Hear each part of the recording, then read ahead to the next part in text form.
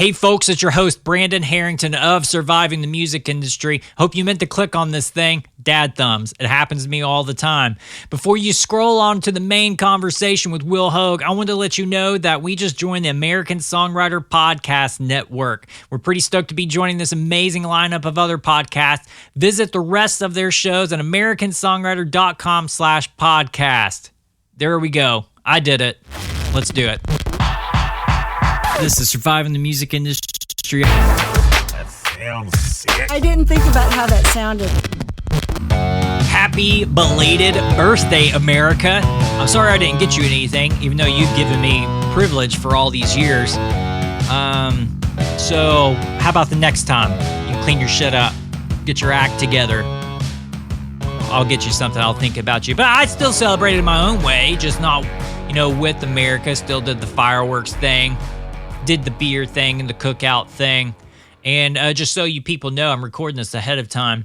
And so if the world really shit just hit the fan, I have no idea. I apologize. But I had to do this in advance because I'm traveling right now. But hope you guys will stay safe, and you are safe on this afterthought of America's birthday.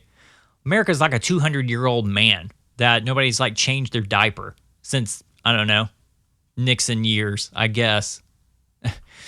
Oh, the Watergate, somebody said, all right, let's try and fix this thing up, change the diaper, and it's just been building shit for all the livelong day, okay? I think it's time to change the diaper, and I think it was a great time to reflect on now, and especially America's birthday, and I hope you guys are doing well, actually. I hope you are provoking some positive change, some kind change, and then also, if you're not celebrating or you did anything for the Americas of the birthday, that's okay. I'm not angry with you. I'm not mad at you. There's a lot of shit that's going on that needs to be kind of cleared up and fixed up. So I halfway don't blame you.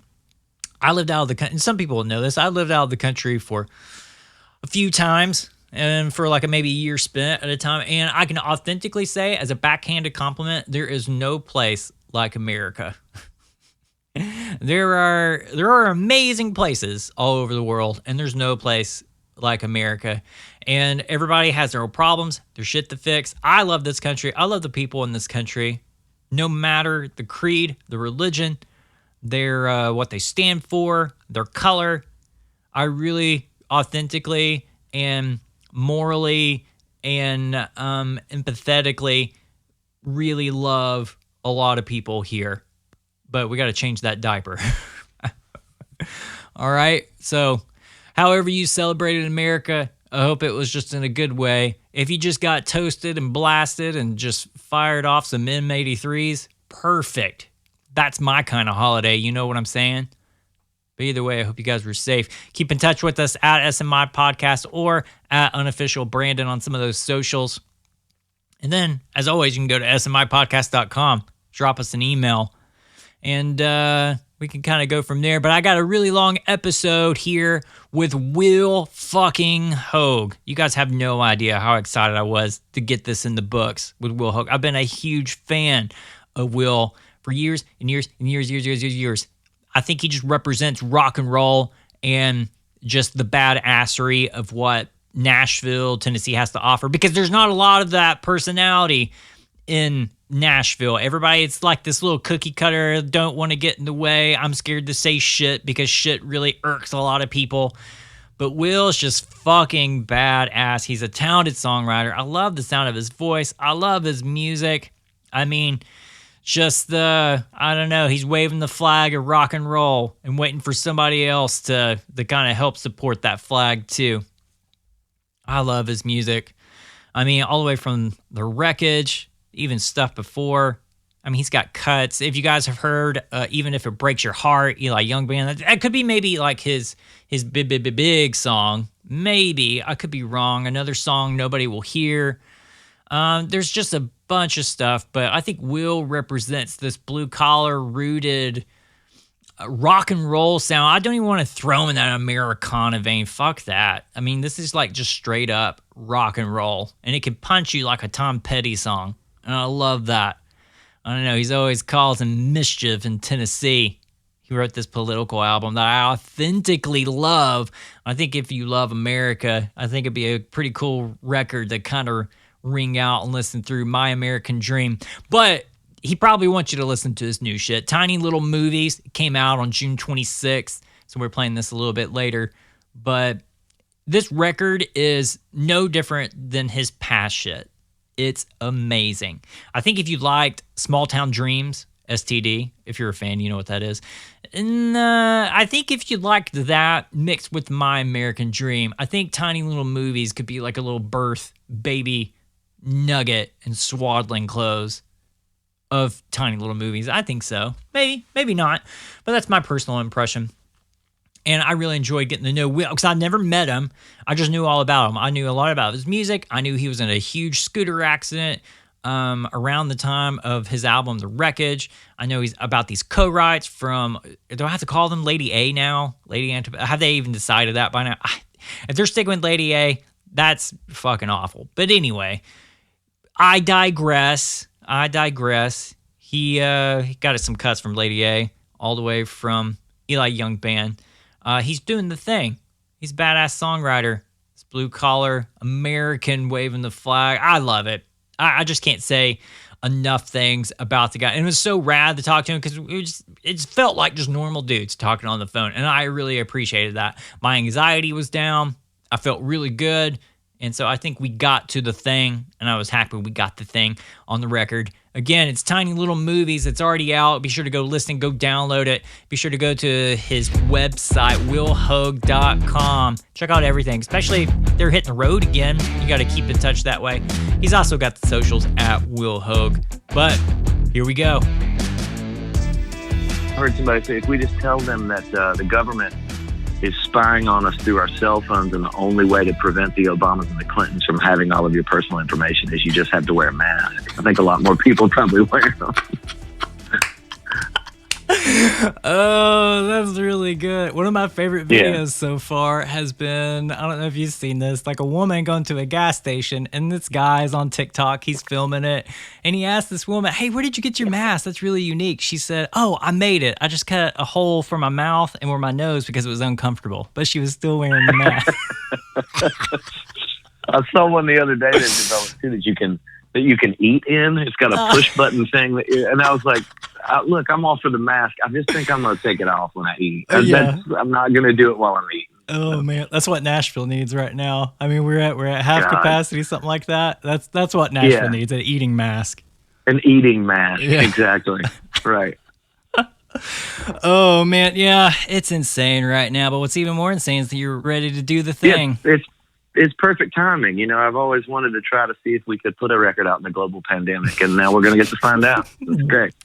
I'm curious what they did in Spanish flu. I don't know. Let's do it now. Let's see what they did. Let's just try it. Let's try that. And especially in this business where it's like, an astronomical amount of everything is based on our ability to go and, play shows for people. I mean, the one, for 20 plus years now, I mean, my calling card from when I started this, that's the one thing you can control. It's like, as long as I can go and play, it trumps radio, it trumps press. It's like, just, I've always wanted to believe this thing is, if we just go and put on this incredible live show, word will spread, and that's how you'll do it. That's how you sell your records. That's how you get people to do this. And now it's like, okay, and now we're going to try that without playing any shows. And I don't know how the hell it's going to go. I know. That's what you kind of fall back on. Like whenever shit hits the fan, you drop from a label deal or just something. Something just hits the fan. You will automatically go to if like, oh, well, I'll just go play a live show. That's what I control. That's that control factor of like your destiny. And like, you'll get like a fan out of that. They'll go buy a CD. They'll listen to you. You'll have that one super fan out of the show. You know what I'm saying? Oh, yeah.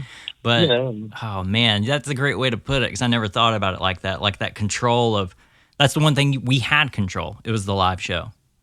Yeah, and that's the one thing, like I said, that the label, the man could never control that. Yeah. I mean, as long as you can sell tickets, you can go and do your thing. Well, you can't sell any damn tickets right now, so we'll see what happens. I know, right? But I have to fanboy you for a second. I never fanboy anybody because it's this act of professionalism. Dude, I followed you like for years. Like I'm a fan, and I might blow your mind, maybe not blow your mind, just about like things I know, like about some of your records and stuff. But let's get creepy, okay? You ready to roll? All right, I'm in. This probably be shit that I don't remember, so this is good. I'm excited. Well, that's what Facebook stalking is for. You have stalkers. Sure. Like, if you don't have a stalker, I'll be happy to be that one for you. All right. Well, I don't know if we're taking applications right now, but I'll check with the management and we'll see. Well, the position already calls for 6 feet apart. So, I mean, true. Shit already. It's as good a time as any to try to get a stalker, I guess. Yeah. I'm hired. I'll just go ahead and hire myself. But all right, so I know you're a hometown kid, but Franklin was the thing. Mm-hmm. Yeah. What does mom and dad do? Mom is a school teacher out in Franklin, and my dad lives down in 12 South and is a photographer. Oh, okay. When they divorce? Really early? No, really late. I was in my early 30s. I was already working. You know, again in the music business, the roller coaster. I got a phone. We were in Canada on tour with this band called Midnight Oil, and yeah. We had just put out the Blackbird record, and it had been like number one. It's one of those good phone calls from the label, and it was like your record was the most added thing at radio. It was one of those days where you're like, okay, we're taking over the world. Everything is great. And then the next phone call was my parents calling to tell us they were getting a divorce. So it was like a fucking Larry David skit. It was, you can't write this. That's amazing. And they were, that was real ugly for years. And then it really until my wife and I, we did the whole, separate Christmases, couldn't talk to each other kind of thing, because that was all just a random kind of out of the blue for everybody. But my girlfriend and I, at the time, she's my wife now, we got pregnant with our first kid, and we went through this thing of like, we can't tell one parent without the other, so we're gonna have to get them together at the same time. And we met them. That was the first time they'd seen one another in 3 or 4 years. We told them that we were going to be grandparents, and then it's been funny to watch over that pregnancy. They kind of ironed all of their shit out and became friendly, and because they didn't want to miss the whole grandparent thing, because it was the first grandbaby. So they've been good, dude. They're tight and pals now, and good. They're basically just married and live in a different house. It's pretty much how that works. Yeah. At this point. I understand that. My parents divorced later in life. It messes with your head. Like, for me, it was like always the thing of, well, was everything real? Like, was this the thing? Or did they just always hate each other? And you can't ask that. Like, you feel like you can't ask that, like, when you're older. When you're a kid, I feel like, well, is it because of me? You can ask that question. The parents will tell you, no. It really messes with your head. Yeah. Well, and then you start, you catch yourself as your parents become fallible and you realize it. I mean, that's an interesting kind of full circle thing. And then you have these little moments where all of a sudden you start to parent your parent. You see them not having all the answers. You're like, oh shit, y'all didn't have this figured out at all. And then as a parent yourself, you realize like, oh, there is no handbook. I am just flying by the seat of my pants. So. Oh man, discovering that fallibility, or that your parents are not the Superman and woman, like they're just people with the same shit that you deal with. That's mind blowing. I know that wrecked me for sure. That's insane. Oh yeah. Yeah. I've never thought about it really until now, especially in conversation. But man, now it's becoming therapy for me. That's a well, good. Glad I can help. Yeah, I know, right? Okay. All right. So everybody's happy, but Dad's a photographer. Has he always done the photography thing? Always been an artsy guy? Well, he was in bands growing up. He was where the sort of musical, I think, love and all of that came from. He was playing in bands around Nashville in that post-Beatle mania era where everybody was starting bands and making records and all of that. He did that for years, and then when he started having kids, kind of got away from it. We got married and he worked at just a company here in Nashville when we were here, and then they transferred him to a factory out in Franklin when we were little. And so we had moved out there, and he worked there up until I was in college. He started doing photography as we were kids and just fell in love with it. And I think it gave him that creative outlet. Then he did it as a part-time job just as, making ends meet as a breadwinner in the family growing up. And then when I was my last year of college, which some people would call your sophomore year, but it sounds better if you say last year. That's when this company let him go, and he started doing photography full time at that point. That says something. Yeah, I mean, especially as a creative, like you do this thing as a hobby, and then something forces you like to do it even more. Then you make a career out of it, especially photography, because you feel like everybody feels like they can be a photographer, but they really can't. Well, especially now, everybody's got a phone that doubles as a camera, so everybody thinks they can do it. But it was a good lesson. I don't think at the time I realized it, but to watch, I think he was pretty beat down from the grind of the daily job that I know he didn't really love. And then, as a sort of coming of age in college and seeing him take that chance on this thing that you could tell that he really did love. And I think the first couple of years, starting any business, you just kind of get your ass kicked. But then I think since then, every year, he's had the joy of doing what he loves and able to parlay that into this really great independent business, and, has done it now for, 20 plus years. So 30 years. Yeah, it was an encouraging thing to watch. Yeah. Sure. Yeah, I bet. All right. But your dad left an impression music wise on you. It sounds like your dad and your uncle. That was the thing. Yeah, I mean, and they took me to see, there were records around. We weren't the family that sat around playing music. We talked about music a ton. We listened to music a ton, just as fans. My dad still has this really impeccable record collection. He was the guy that bought every vinyl, great vinyl collection, and everything's open with a razor blade and still has the plastic on it. Yeah, they're alphabetized, and it was like having the Library of Congress at your fingertips for a little bit. I mean, it's every great record that was made between, probably 58 and 78. Yeah, I'm hearing you. Like, we're talking maybe some of the Muscle Shoals sounds, and then also Stax and stuff like that. And everything. I mean, everything from, singer-songwriter stuff to country records to R&B stuff to straight up just rock and roll, classic stuff. Beatles and the Stones. I mean, just everything that you would want as a kind of hungry kid for that. And then my uncle and my dad, I guess I was probably 13, and they snuck me into a bar. Bo Diddley was coming to play, and they snuck us into this bar way out off Highway 100 or Highway 70, somewhere out there. And I was just, it absolutely blew my mind. And I don't even think, looking back, I remember them talking about how terrible the show was.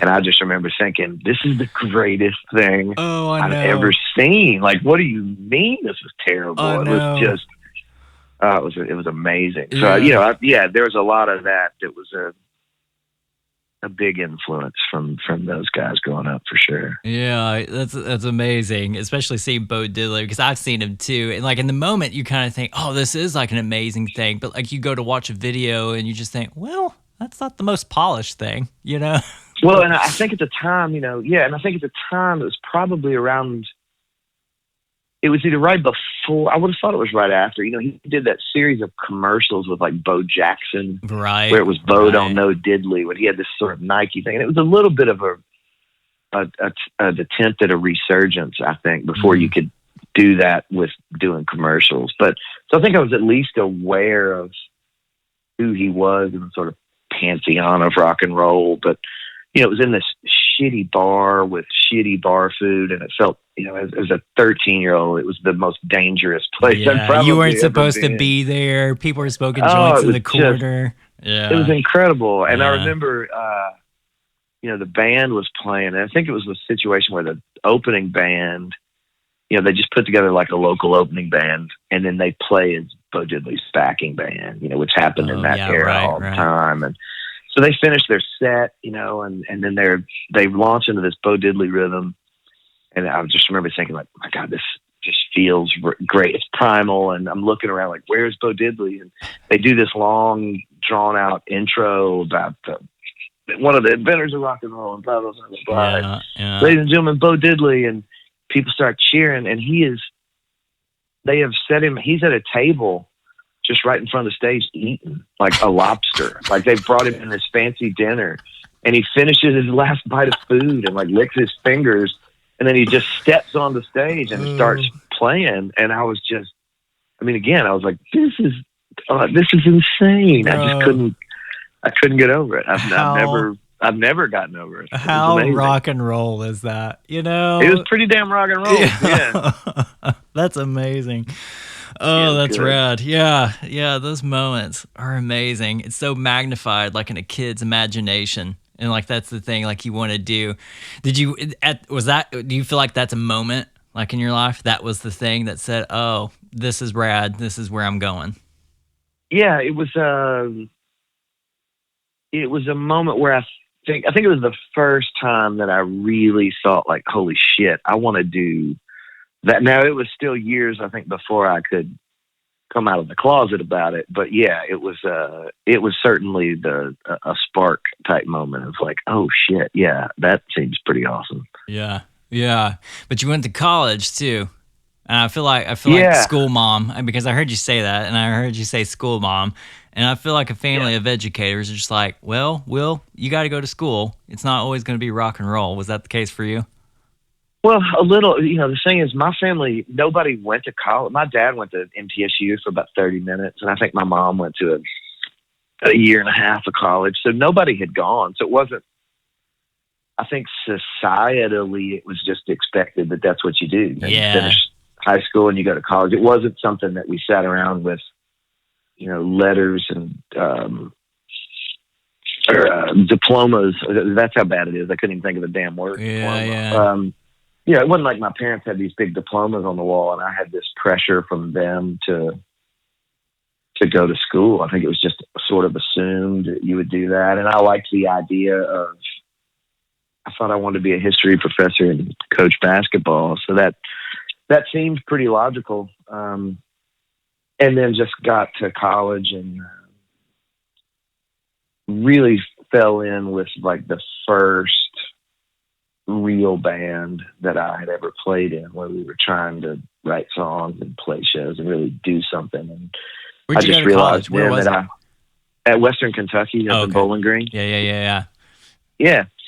So it was the first year was kind of fine, and then the second year, once I had started really playing in a band, I was pretty much hooked on that. I didn't even unwrap my books. The second year, I sold them back with the plastic wrap still on them. So nice.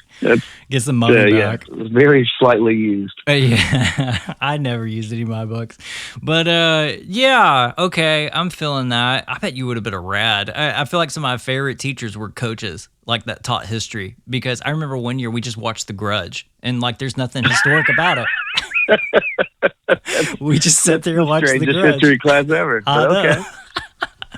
No, I know a lot of dudes that went to Kentucky. I know Sam Bush, that was a thing. I remember him telling me about his story, and he's from that area. But there's music, like there's a scene there. Like people were like doing stuff, not just bluegrass, but I know a lot of rock and roll guys were just kind of doing stuff in that area. Maybe it was the college scene. I think it was, and I think in particular, everything like Prime was from up that way. I mean, there was always a lot of music, I think, in that area. I mean, Kentucky, had a ton of bluegrass, especially in the eastern part of the state. You had a ton of bluegrass and kind of mountain music. But I think that, and it was a little bit before I got there. I think in the late 80s in the REM era, I think that Bowling Green was a pretty hip little music community, and I think there were a lot of people. It was close enough to Nashville to be a scene, and I think it was probably a pretty cool place to have been at that point. By the time I got there, you had to be 21 to even get in bars, and so I was shit out of luck. And if somebody that didn't drink, I mean, I only wanted to go to bars to see bands play, but so you couldn't really see anybody play, so it dried up a bit by the time I was there. Yeah. All right. So you're in college. I know Spoonful is probably like around this time, right? Because you're in college, you're writing music, and then you guys kind of want to do a thing. Is that about right, about this time? Yeah, so I had the band that I joined in Bowling Green, and then when I left and I came back home, we were still a band, and then that split up, and it sort of became a mix of those two bands. Pre-Spoonful, I had a couple of the guys from Spoonful in this band, and so it was a mix of sort of, here's these guys from Bowling Green, and here's these guys from Nashville, and then that went on and then developed into Spoonful shortly after that. But I was home from Bowling Green, so yeah, it was probably a year later, maybe a year or so. I feel like every time I had these conversations, like these pivotal moments, because imagine if you finished school, you know, your life would be like this different thing, but then you chose not to. Like, do you think it was like serendipitous, or was it like a gut feeling? Like, what was that thing that made you turn around? It's a little more of a was laughing with my kids yesterday. I'm in the middle of,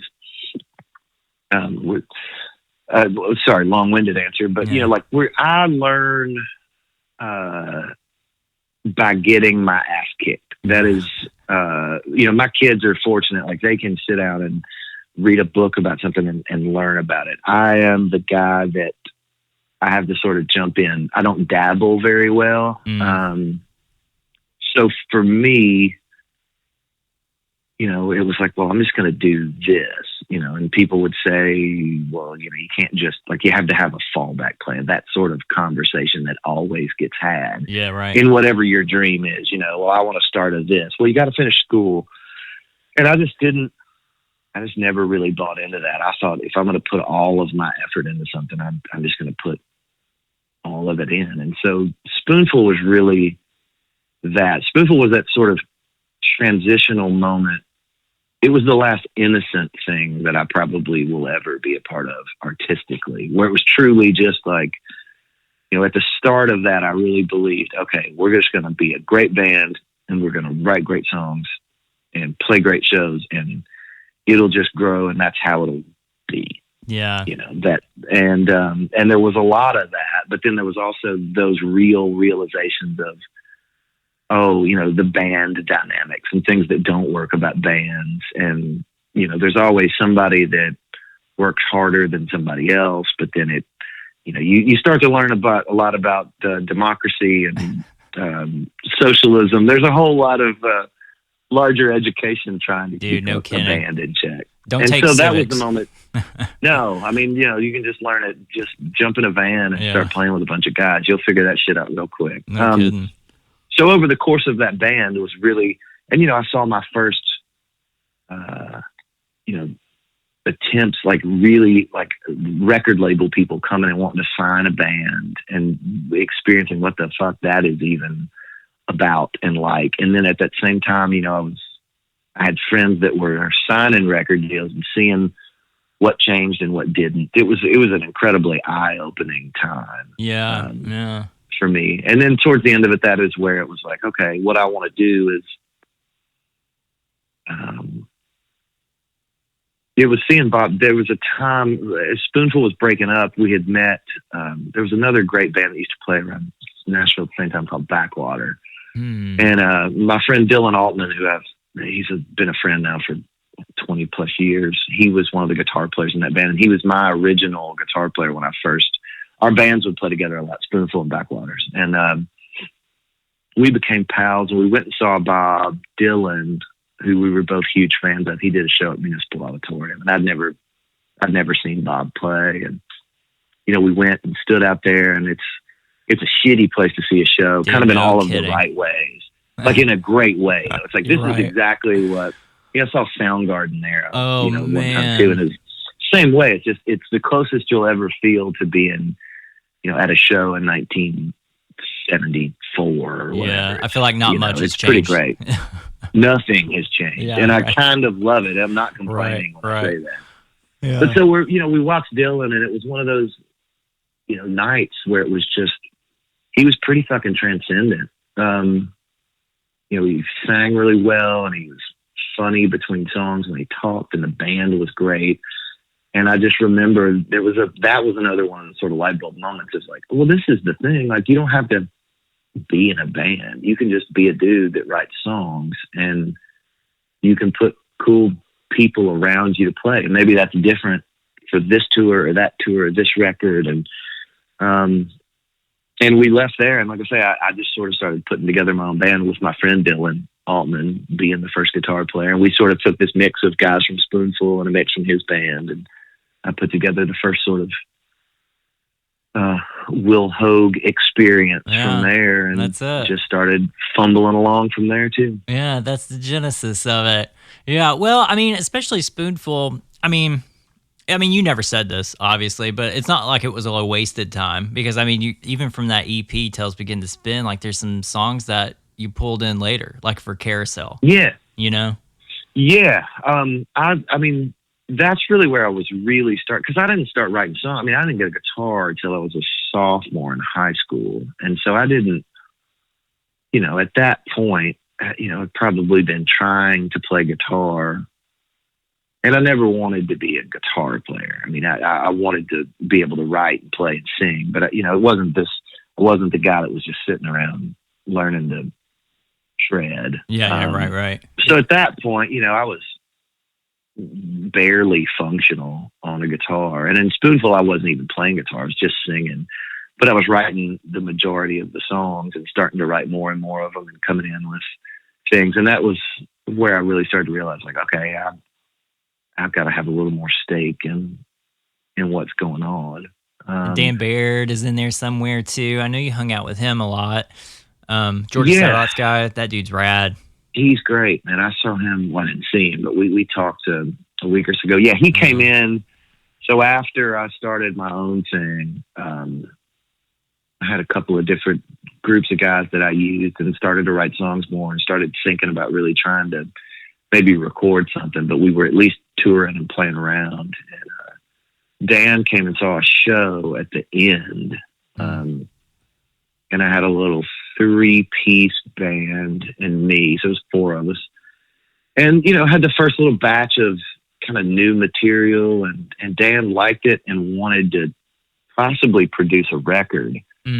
And at that point I was putting a new band together. I had found a bass player and drummer, and we needed a guitar player. And I just told him, I said, man, I'm really not interested in doing the production thing at this point. But he's like, well, what if I came and played guitar? And of course I was like, well, shit, you're telling me the guy that played, the first cover band first band I was ever in, like in high school. I mean, we had done, I'd written 2 original songs, I think, and then we did, it was basically a damn Leonard Skinner tribute band after the 2 originals. But then, one of the other songs I think we did was, was the Georgia Satellites, a couple of those songs. Yeah, so, I mean, and I'd seen them play. I was just blown away that he had any interest at all in being in the band. But he was, and we did it. And then we just toured. That was probably the hardest touring that we did, because we were playing all the time, and just for shit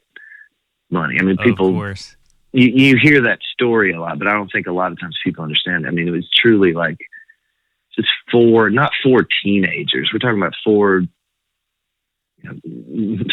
semi-adults at that point, for going out for $150 a night or whatever, and just sleeping in one hotel room. I mean, all of the wonderful cliches you hear, but man, just jumped in and did it for probably 2 years. And then we made that first record of mine together, and he was just great. And he's still he's a lifelong friend and really a confidant. And he's one of my favorite people to talk to still to this day. He just got great perspective on things. Yeah, he seems really rad. I can definitely feel the touring stuff, because that's when it's fun. And like, you don't even think about everything else. Like, I remember for us, like, we had a chance where we could stay in a church instead of a hotel because it was free.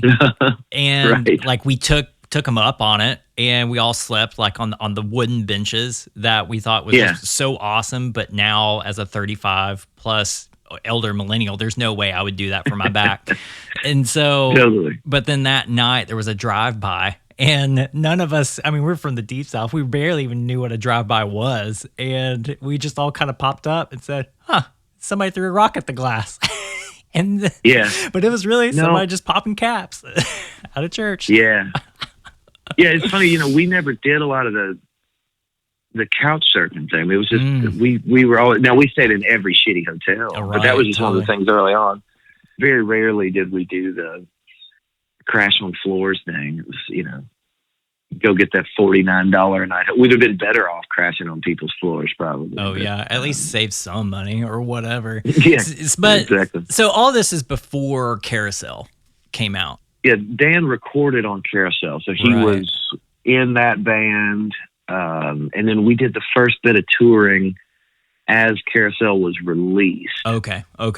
So he was there for the first bit of that. Yeah. Now, what I'm so crazy about, and it's kind of a mystery in my imagination, especially like knowing some of your music and stuff, like that period between like from Spoonful, like I'm guessing like it's around 98 or so, 97, somewhere in there. And then going into Carousel, that you're signed on Atlantic, like that whole time, were you just kind of hoofing it? Was it the thing, or like just making connections? Because how do you go from Spoonful, transition, figuring out yourself as a solo artist, and then boom, you're getting signed? I mean, it wasn't like they were tossing out record deals at the time. And especially in Nashville, being this songwriter, like rock guy, like what was that appeal and that attention toward yourself? Do you even know that? Well, we had to, you have to factor in hundreds and hundreds of shows at that point. I mean, because we really got, and Atlantic didn't come in, so we had to sort of build it all ourselves. At that point, we had the four of us, and we were in a van and just playing every weekend. I mean, we would do this thing, you'd just go out Thursday, Friday, and Saturday and play and drive home, and then go out again that next weekend and play and try to sell records. We had pressed up.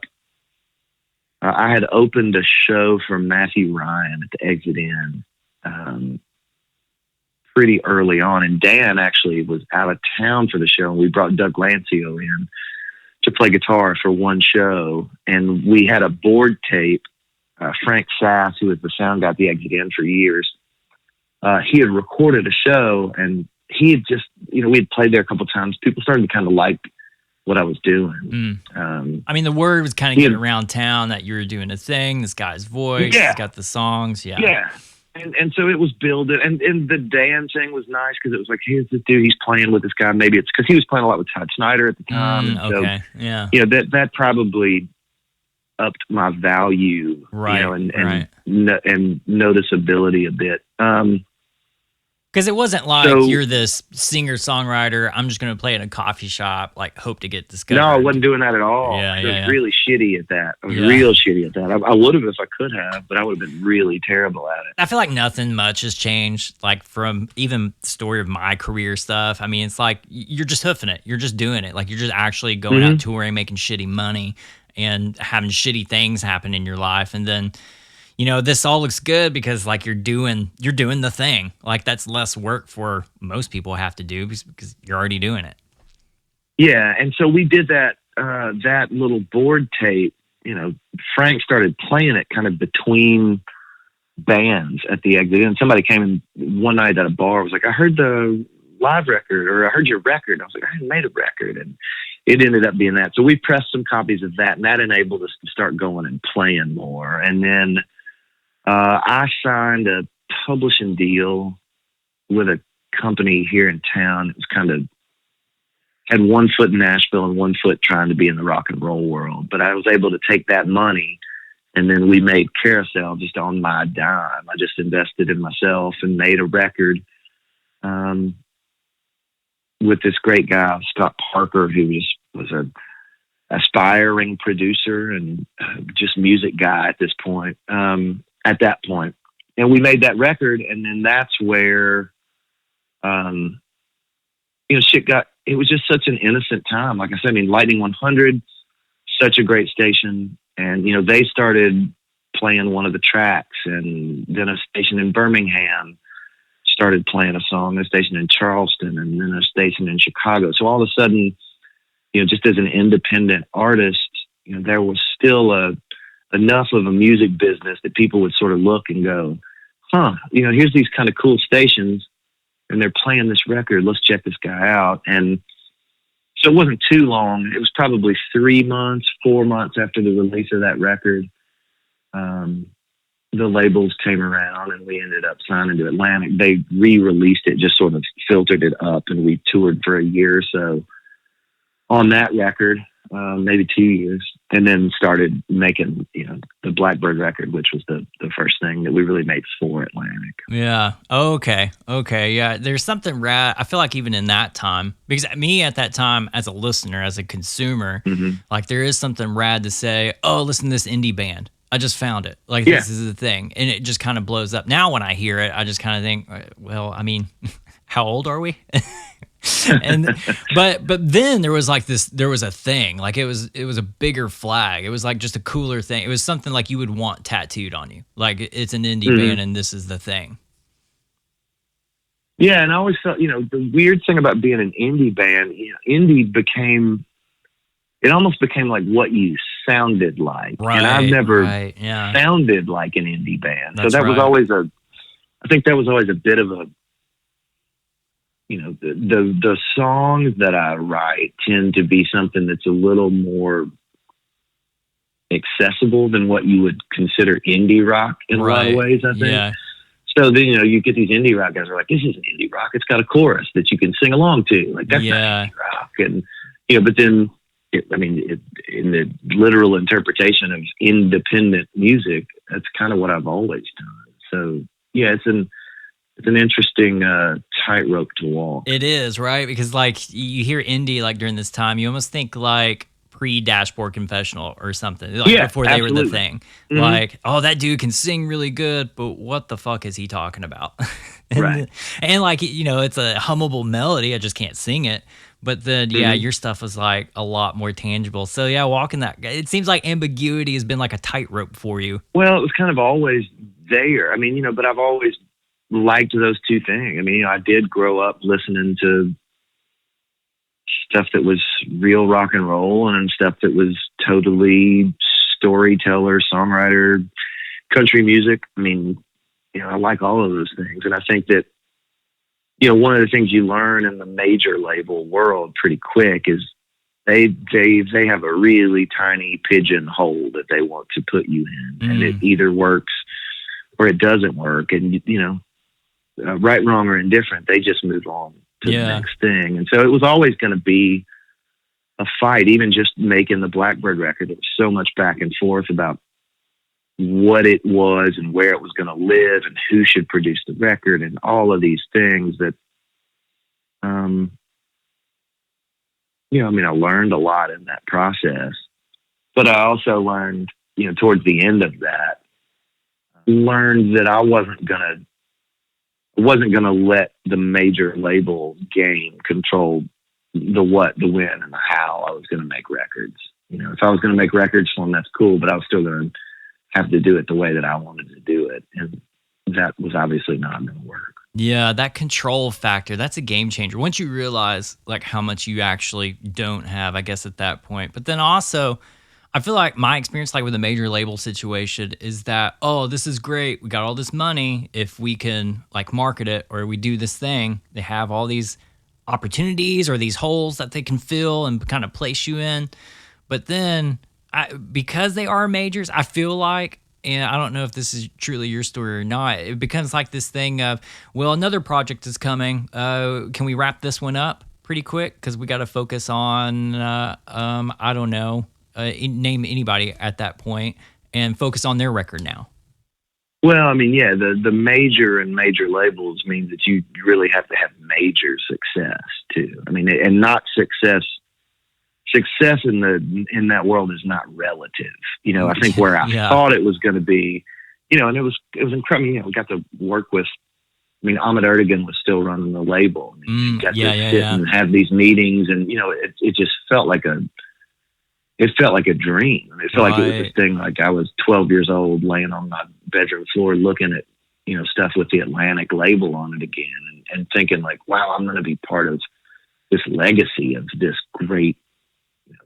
You really tie yourself to this thing that doesn't exist anymore. The major label game how much. And it doesn't matter, whereas let's say you sold 20,000 copies of your independent record, and then you think, well, shit, if we could sell 100,000 copies of this major label record, that's a big difference. Yeah, that's 5 times the amount of records, and you'd feel good about that. But the record label, Atlantic Records, isn't looking at, well, we did 5 times better on this record before. They're looking at it going, we know Matchbox 20 sold 16 million records, so your 100,000 records is, we don't care, right? And that's not. I'm not saying any of them are assholes. That's just a game, man. It's not. Well, you're to me, in their world. They're not helping you. Right. I mean, there is that. It's business. But there's a little bit of assholishness, to me, going on there. Because I remember talking to, somebody like Joe Galante or somebody, somebody that runs a record label. And they strictly look at numbers. Can you really, compare, Matchbox 20 with Will Hoge? You know what I mean? They're two different things, two different entities. So if they sell 16 million records, that's great for them. They're making money.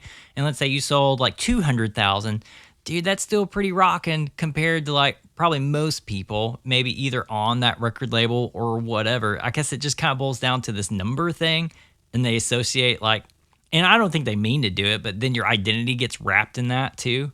It's well, and it just becomes look, their goal is grand slams. They don't give a shit if you can hit singles. The fact that you can go, look, we're on base again. They don't care. They need it. They need the big, the shiny, and the fast. And I'm none of those 3 things. So it was a relationship that was never going to last. Yeah, I get that. But I think it's kind of awesome. I don't know if you feel this way, but I definitely would. I'm this vindictive asshole. I would do this. If Lady A is going to record something like Better Off Now, from Blackbird, it's just kind of well, fuck you guys. 10 years down the road, somebody's going to record this song. Look what happened. Just look what you missed. I would have flipped off at Atlantic. They wouldn't be able to see me from their ivory tower anyway, so it wouldn't make any difference. That's just rock and roll credibility on your part, if anything. Sure. Yeah. I hope so. Yeah. All right. So I guess the relationship with Atlantic, it fell off shortly after Blackbird. Yeah. As we were kind of winding down on that would have been 2004.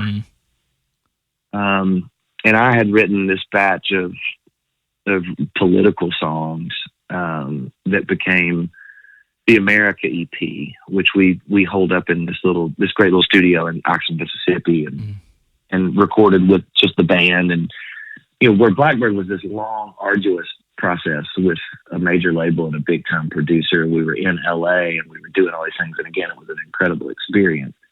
This other record was very different. It was the band, and we lived in the studio, and we were there just for probably a week, and we did this EP, and they were these political and social themed songs, and I just loved it. And Atlantic, who was great, they just said, look, this is not what we want to be a part of. You're a little scary, Will. And they were, yeah, and in their defense, though, it was a real cool conversation. It wasn't threatening. It was just hey, if this is the route you want to go, we probably shouldn't do this together. And that was a really important moment for me, because I feel in some ways that's where I went to being what I want to be as an artist, not being what I think I have to do to be a pop star. Yeah, right. And it was truly a moment. It was well, do I want to? How important is this to me? Do I want to do this on my own, or do I want to try to stay in this world where you're sort of playing with house money and have the chance to, again, your chances of hitting a grand slam at a major label seem like they're better than doing it on your own. But yeah. And so, I just told them, I said, yeah, this is the record I want to do. And so they were great. We got out of the deal, and I put that EP out on my own. And then that started a whole nother diversion to a whole nother path. Yeah. I felt like the America EP, it was kind of a catalyst, because up to this point, I guess this is kind of the foundation of, this is where you're concentrating a little bit on social economics and kind of political stances. left and right. It's just a matter of what's right and wrong. That's the most important thing. I feel like I always got in your music, which, I mean, every writer, every artist has a thread of something, but I feel like this is the beginning of like that path. Yeah. I mean, the artists that I loved the most growing up from all genres, I mean, they were always people that spoke up and spoke out. And so I just seemed like a logical thing. I mean, I get it if you're an artist that doesn't want to do that, but, because it's polarizing. I mean, yeah, exactly. Like if you want to be this thing people like, the worst things you can sing about are things that you're not supposed to talk about at the dinner table, right? So it becomes this thing. But then also, like, if you're a voice, and you have these impulses like in your brain, of course you're going to produce like My American Dream or the America EP or, of course, all these other tracks that you stand by. But again, like even like your quote unquote like political songs, like I've never felt like I felt like you've always pointed out the situation where most people will just say, hey, and you even have a talent for helping people think about it. Like your song, Southern Man. I'm getting that title messed up. I'm awful with song titles. No, still a Southern Man. Still a Southern Man. Yeah. I mean, it was a self-analytical, analyzing yourself, because it wasn't like, oh, you're the dumbass. Yeah, well, I hope that that's the case. I hope so. Thanks. I mean, yeah, I don't ever want it to be preachy. I mean, that song is a perfect example. I mean, and that one seemed to piss a lot of people off, and they'll always send you a hateful email that says, you don't know how I feel about that. And my singing, especially in that song, is, well, it doesn't say how anybody other than me feel. Like, that's my story. It's my story about my relationship with the South.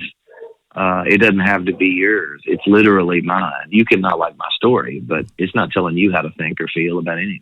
Yeah. Well, and it's the same thing for like Jason Isbell. I feel like, what's that? He has a song, like A White Man or A White Man's World or something like that. And he got the same shit too, of like, this is just analyzing the current situation.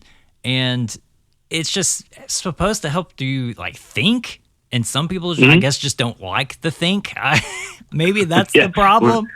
We're living proof. The world is living proof that is the case at this point. Yeah. Well, I guess the point I'm trying to get to is like I always had this opinion, like music is not really organically supposed to be this polarizing thing, really, because it's supposed to be like this thing of unity. But then some people can take it of, well, it's a left or right situation. We can't have an and in it. We can't analyze ourselves. I just didn't know, especially in your political writings. I have to say, I've never written a political song, and I kind of don't have this need to. Like, there's nothing in me. And so, but where that comes from, like organically within a person, like what is that? Like, is it like a self-righteous play? Is it kind of like just self-analyzing? It's therapeutic for me. I mean, certainly not, I don't want to think it's I certainly don't think it's self-righteous. I think that I challenge myself on my views about things. I mean, the views that I hold on lots of things aren't because it's what's best for me or what's easiest for me. It's because I really try to look at situations and go, well, this feels like this is the right thing in the grand scheme. And, I think to write songs about that, for me, it's declared, I mean, one, I've always liked artists that did that. I just think that challenging the power structure is something as an artist that is, it's interesting to me. And I like it when it's artists that aren't always political. I mean, Bob Dylan isn't like a political artist. Right. But he gets labeled. Springsteen's not. Right. I mean, Springsteen's not, but he still does things that are political. But there's, Marvin Gaye is not people don't look at him and didn't say like he was this political artist, but he did things that were incredibly political. And so I don't know, I enjoy it. I mean, and I enjoy it across the board. I like it with Muhammad Ali. I mean, I think the stand that he always took as a man is something that was admirable. And I was drawn to that early on as a kid. Those people that sort of spoke truth to power have just always been interesting to me. So, I mean, so sort of coming full circle, I think that was part of what drew me to the idea of wanting to be a history teacher, was there were so many lessons to learn in that realm. So, I mean, I think that I would have been doing those things in whatever my job would have been. It just happens that I'm a singer-songwriter. But I'd just be a plumber that was pissing people off if I was a plumber at this point. So it wouldn't be any different. I just have a bit larger microphone. Yeah. Plumbers make a lot of money, man. You might want to think about it. I don't know. Like, even like the wreckage, I feel like is a big record for you, or at least like a big turning point, because what happened before. You were on was it a motorcycle or it was a scooter? Well, it sounds cooler if you say motorcycle, but yes, it was a scooter. Yeah. I'm rock and roll, Brandon. Let's keep it. I'll edit that. I'll edit it for you. No, it's cool. You know, like George Clooney was in an accident not long ago, like maybe last year sometime on a scooter. And like he has good enough PR people that they wrote it up as a motorcycle. 100%. Yeah, I couldn't afford that. Mine was actually a scooter. Yeah. Yeah. If only you had the looks of George Clooney, maybe you could get past that. I wouldn't be driving a scooter if I did. I'll tell you that. But that was, I remember when that happened and thought, holy shit. Look at this dude. Like, this is something worse from Grey's Anatomy. And they make everything sound worse. Because it was a rough deal. I mean, it was like life-turning, this is life or death situation. It was, yeah. Fortunately, it was not the other option, so that's good. Well, you're right. Yeah. Well, congrats on making it this far. But thanks. Yeah, but even before that, you had a record, obviously, but the wreckage came out. And I feel like the wreckage... I mean, with the accident, or was it an accident? I know somebody hit you, and so I guess that they wouldn't be vindictive about it. But there is a little bit of, there's a lot to that layer for that record, and for especially personal life, and then obviously the songs that come out of that record too. At least years down the road, it's kind of to me it feels like a turning point record for you, even though you might not have known it at the time. Well, we didn't at the time. I mean, we were in the middle of the sessions for that record when the accident happened. I was leaving the studio. I was going home. And we were probably 4 days in to the album. And I was excited about it. We had a good batch of songs. I already kind of felt good about where we were. That happened. And obviously just, we stopped everything for maybe almost a year. And then, came back. I mean, couldn't tour, couldn't do anything with all of the injuries and rehab and hospital stuff. So that was when I was finally able to start writing again. I mean, that was the period where I was able to, I felt like all my records up until that point had really become, there's the story that you have your whole life to make your first record, and then 10 months to whatever to make everyone after that. And it was real true in a lot of ways for me. We had just kind of been touring, grinding, and making records and all of the things. And I think the record right before that was The Man Who Killed Love, which was a really hard record. And I mean, it was just a long record to make. We were because we were on the road all the time. It's probably the hardest touring, the most extensive touring I had done at that point. We were just recording kind of in between days. And so what became the wreckage, as we were starting that, it was just sort of the same process again. And then when we stopped, I couldn't tour, we couldn't record, but when I was able to hold a guitar again, kind of started to write. And that's where a bunch of those songs, so we probably had 3 songs done, probably had 5 or 6 songs done before the accident. We ended up keeping 3 of them, maybe 4. And then a bunch of the other ones were all things that kind of got written in between. And then we went back in and completed what then became that album, The Wreckage. And yeah, that was a big shift. I mean, that was one, because I felt like it was the first time in a long time that I was really able to focus on the songs, like really focus, not just finish them, but like look and go, does this feel good? And it was the first time of using different players. It just felt like felt like a big step forward, I think, in just how I could make records and things like that. And the success of that record was, the hype around it felt like people looked at me differently during, even just as that record came out. And then, it didn't, it wasn't like it was this monumentally successful record for me. I think we all thought it was. And when we had written Even If It Breaks Your Heart during that time after the accident, and that was one that when I played it for, Ken Coomer, that was the producer, we were sitting in this old RV and I played it for him. He's like, we have to record this. And I had felt good about it. I thought like, this is one of those songs that could really be a hit and, or special, whatever the fuck that means. Yeah. Right. Yeah. Who knows what that is in the moment.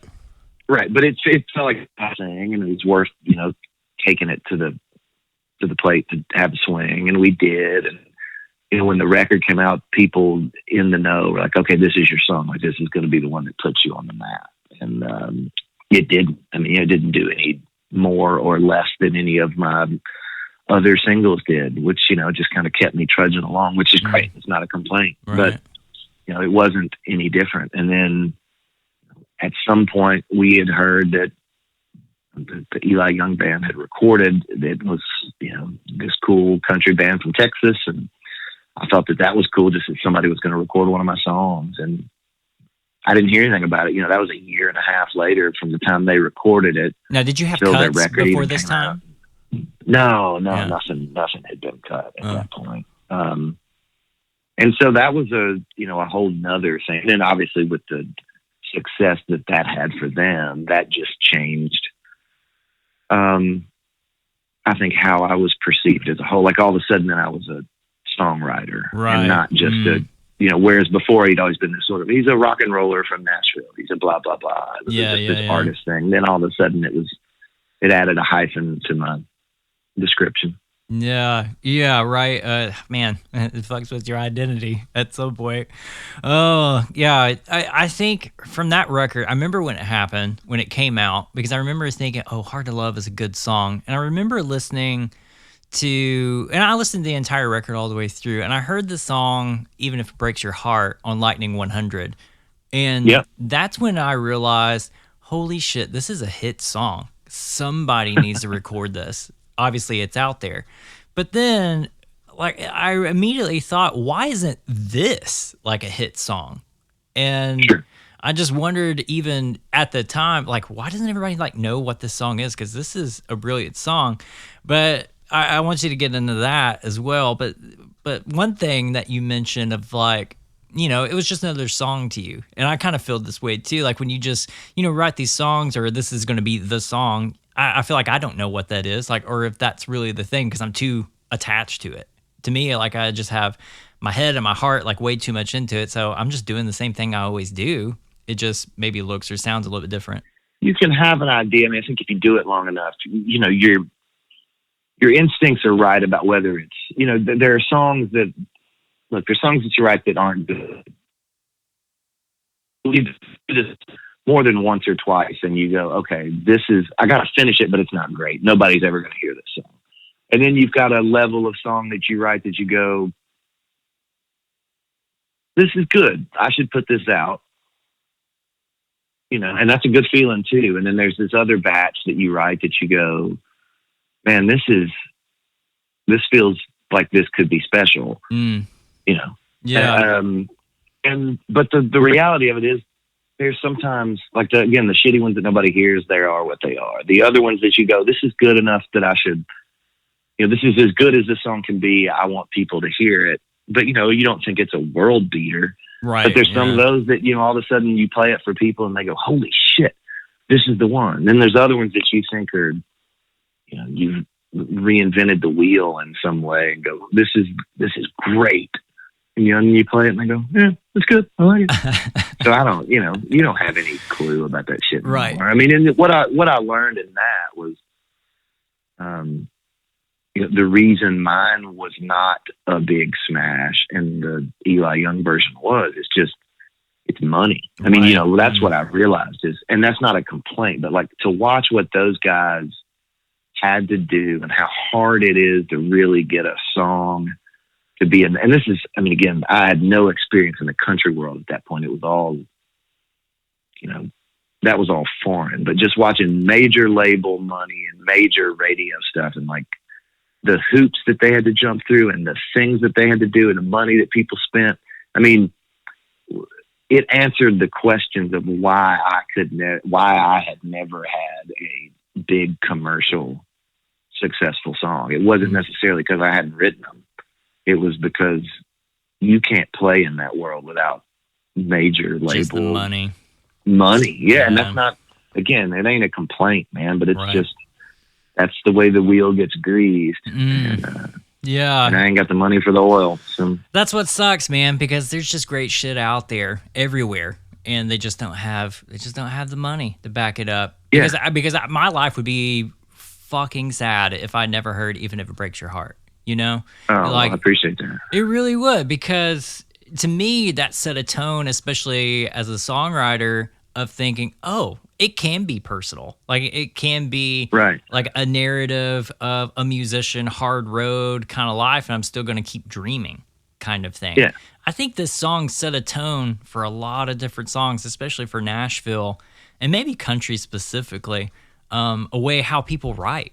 Because, I mean, after that, there's tons of different songs. Like Charles Kelly had a song about being a musician. Like 10-Year Town is another song title. Uh-huh. You know, I feel like this song set the tone, at least for country, of like, oh, it can be personal. Yeah. Well, I mean, that's cool. I mean, it was just one of those.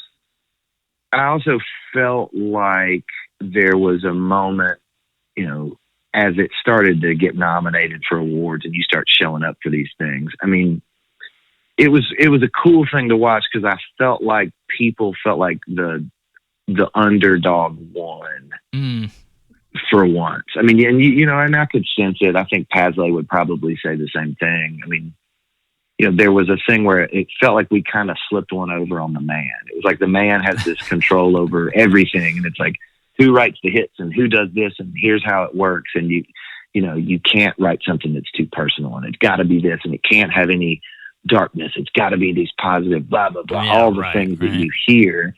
And then it was like, here was this song that was completely the opposite of that. It didn't have any big name writers on it. It wasn't an up-tempo summary. You know, it was like a song that I think tells a story, a very specific story about a musician. It was, and it was done by two guys that at that point, neither one had publishing deals. I mean, it was a total sort of underdog moment, which is a cool thing to get to watch and be a part of. It's fucking awesome because it at least gives like me hope. It gives like the little guy hope. You know what I'm saying? Like it's the thing of, well, I really don't have enough money. I don't have the connections. Man, the best song actually won in this situation. Yeah, and I think in this town, well, I appreciate that. And I think in this town, there are still a lot of us that hold on to that dream. I mean, you really do. You want to believe, no matter how many times they slam the door in your face, like, if I just do good work, it'll pay off. Yeah. And, you know, again, I don't mean to sound like up with people bullshit, but right. It's the only thing. Look, the only successes I've ever had. Look, you know, I have sat in those rooms and tried to write songs for people and with people, and none of them have ever done anything. The only songs that I've ever had recorded or ever had, you know, any sort of traction on are ones that just tried to write a great song, and they've all been on my records at this point. Yeah. So, it's encouraging for me. And again, it doesn't mean, you know, will I ever have another quote unquote hit song? I don't fucking know. But who cares, really? Like, but you've also, like, I read this great interview with Noel Gallagher from Oasis, and he was saying that somebody had asked him, you know, why do you even still do this anymore? And, you know, in his incredibly hard to discern accent, you know, he was saying, you know, he's like, I may never write Don't Look Back in Anger again. And he was like, but I might. And I love that. I mean, it's like, because that's the truth. It's like, you know, so why do we do this? Because at the end of the day, there's always a chance that, I mean, one, I have to write, and it's just a part of who I am, and I want to do it. But, you know, if you've done it once, well, I mean, you can you can do it again, and Yeah. maybe it will. And they may be real few and far between, but it's there's a chance it could happen again. You're really uplifting, Will. I had no idea this, this is your personal. You call me on a good day. Don't worry, it's not always this way. Call me back tonight. I'll ruin all of it. We get to know the real Will. That's the one I want. Yeah. I think him and I can definitely mesh.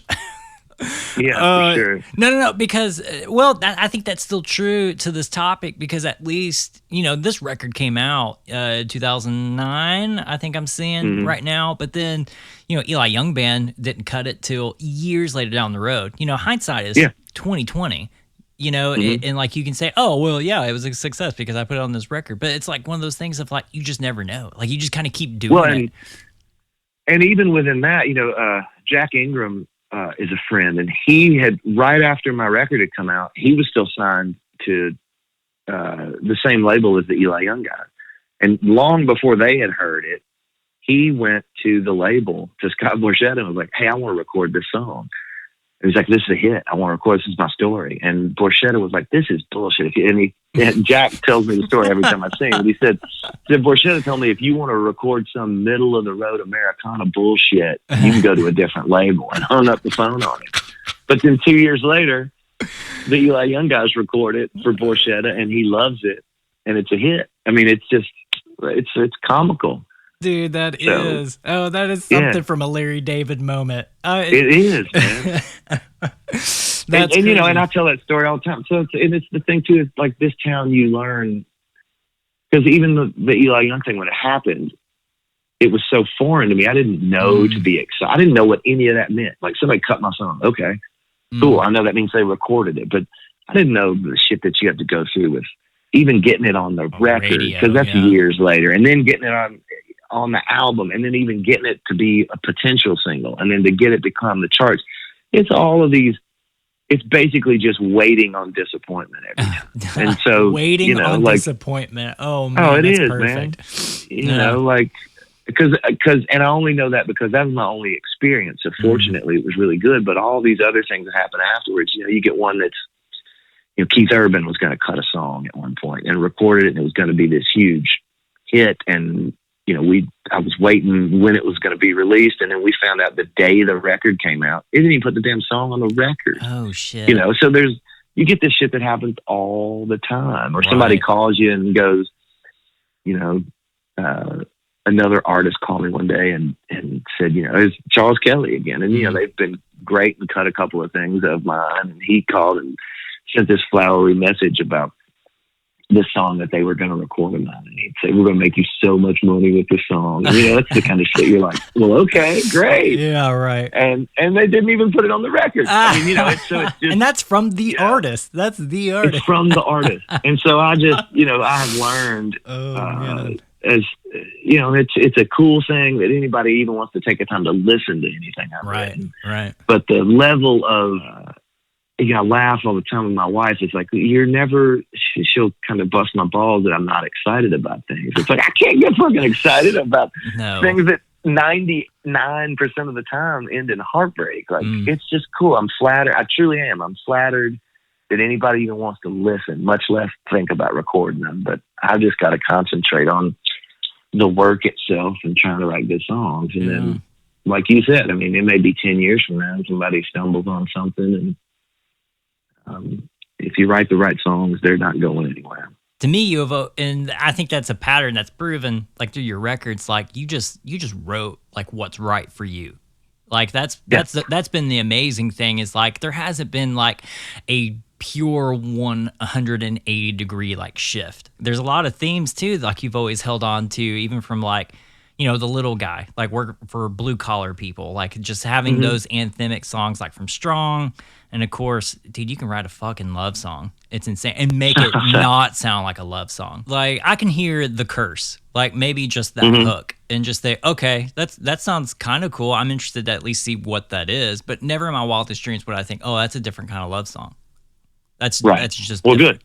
It's the way your brain ticks, right? It's just the way like writers kind of think, like the curse. Oh, it's going to be a love song.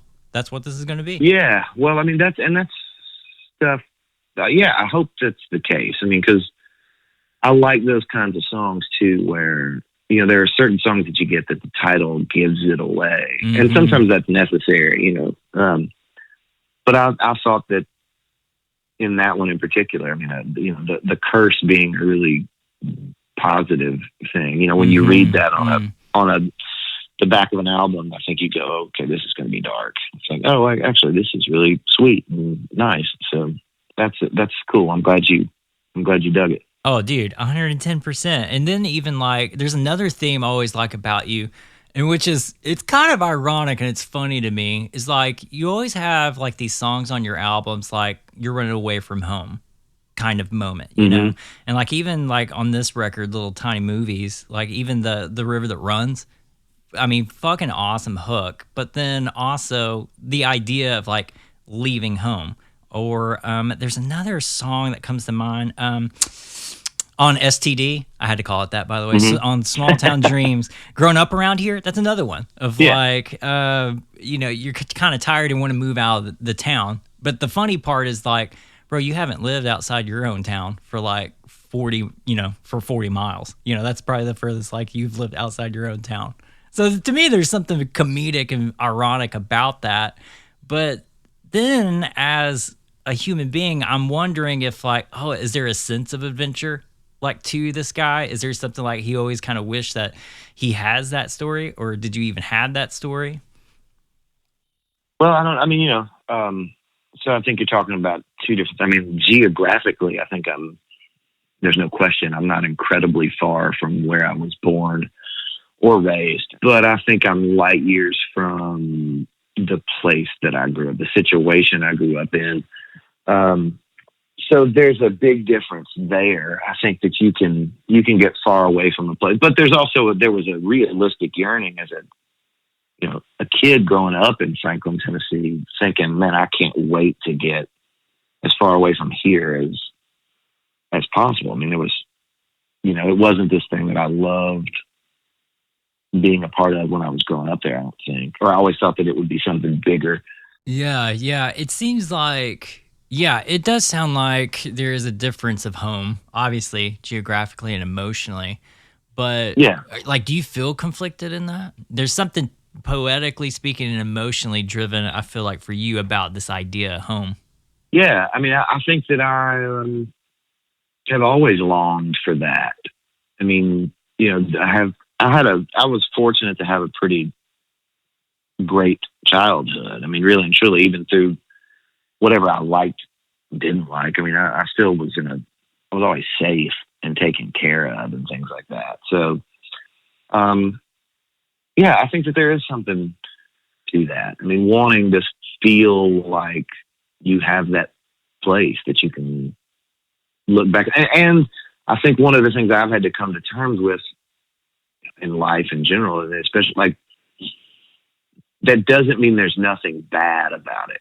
I think that, the wanting to run away from things for me for a long time was that there's got to be something that's better than this. And what I have learned through this pesky maturing process is, just because something is good doesn't mean that it's never bad. I mean, and it's taken me a long time to realize that. Even, in relationships and things in the music business, there was always a tendency with me to just go, okay, well, this isn't good enough. Like, cut that, like, move on, just get it, cut, move, fire that person, do whatever that is, break up with that person. And it's been better for me to learn that that's not always the right answer, that sometimes you have to stay and really cultivate things to get what you want. And that's a lesson that was a long time coming. Even this record, though, to me, like, sonically has a kind of a different undertone to it. Little Tiny Movies, because you produced it. It's not the first time you produced your own stuff, but like, there's even, I'm thinking of like The Overthrow. It kind of has like this Black Sabbath, like Fender Bassman kind of thing to it. Even the guitar riff kind of sounds like Paranoid a little bit. So there's like these things of like, there's still rock and roll to you.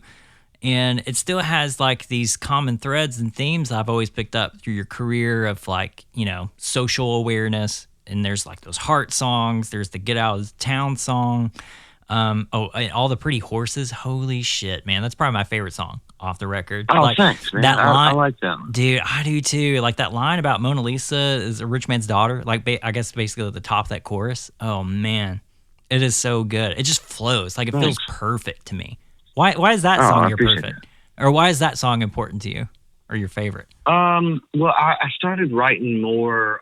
I'm not a great guitar player by any means, and I'm a worse piano player. But there's become sort of a beauty in that for me because I don't know I know very little about guitar, and I don't mean that it's not like self-deprecating or needing somebody to go, oh no, you're really good. Like I'll go fake my way around the guitar. I'm comfortable with that. I'm real uncomfortable on the piano. Like I don't really know anything about it, but it also then I don't feel as limited because I feel like I know that I'm not very good at guitar. But with piano, it's like, I don't even know what the fuck any of these keys are. I'm just going to start. So as a writer, like it's just been an interesting way for me to start to try to write. And so that's a fun thing about that song is just having it sort of keyboard centric. I just, that was one, it felt emotional. I still really like, at the end of the day, I like slow, kind of moody songs, and that one really, I just like the story and the picture it painted.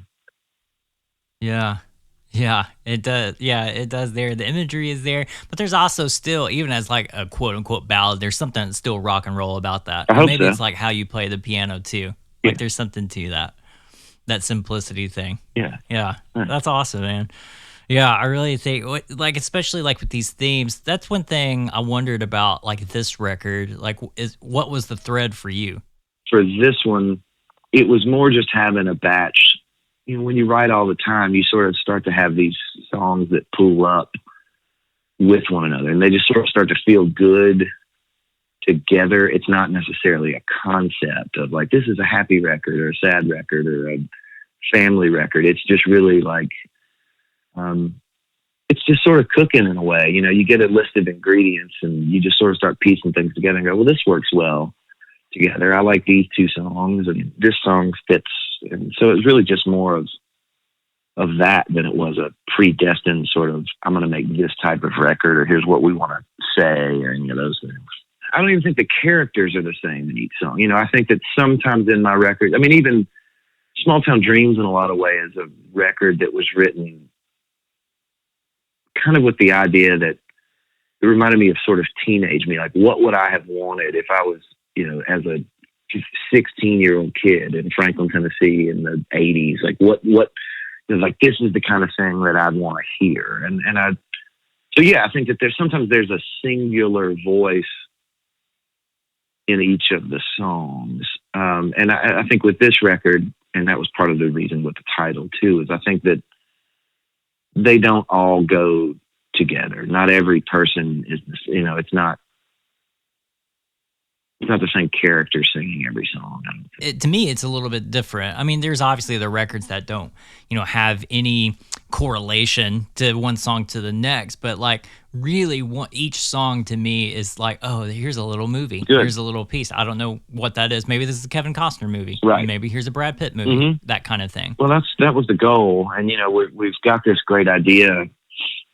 There's going to be a video component. Part of the reason for the title, one of the things we were going to do was put together a movie, quote unquote, of every song so that they really do start to stand on their own. We have these great treatments that I wrote for every one of the videos, and we had met with some guys and we were going to do all of this. And like, there was this great schedule to lock it all down and do all that. And then coronavirus hit. So now we're sitting here going like, I don't know how the fuck we're going to do all these videos now, but we'll figure it out when we can. Oh, what a time to be alive, man. It's a trip. Yeah. Dude, I know. Dude, you ought to write a book, man. That should be like one of your things too. I feel like you could do that. Man, I don't know. I've got some friends that just did. My friend Stephen Kellogg just put out a book, and he was writing it when we were making a record together. I produced his last record, and then we did some touring together, and he was working on it. And I don't know that being an author is, I don't think I got the stones for it. Too much time. It's a lot of work. Oh, dude, I'm starting to discover that for myself too. It really is. But what better time to do it now, I guess? Yeah, that's true. If you're going to do it, now is your chance. If Will Hoge wrote a book, I would 100% buy that mother and ask no questions whatsoever. But in the meantime, Tiny Little Movies is out. You can go stream it, download it wherever you get your music. One place you can go to is willhoge.com to purchase a physical copy of Tiny Little Movies, because it's out. And he loves selling things. Who doesn't love selling things? Go buy music. It's totally worth it. While we're giving Will all this validation, be sure to go visit him on his socials at Will Hoge. Pop in, say hi, you appreciated the conversation, and you even like the music. Listen, even if we don't reply to your messages or comments or whatever, it's totally worth doing it. It means a lot. It goes a long way. All right, and then also, while you're there on the socials, give us a follow at SMI Podcast, and then at Unofficial Brandon. And then, if you appreciated this conversation, be sure to share it with a friend. It might go somewhere. It might mean something to somebody else, and we would appreciate it. Like, subscribe, review, whatever you do to podcasts. We just appreciate the listens. And as always, happy surviving out there. See you guys next week.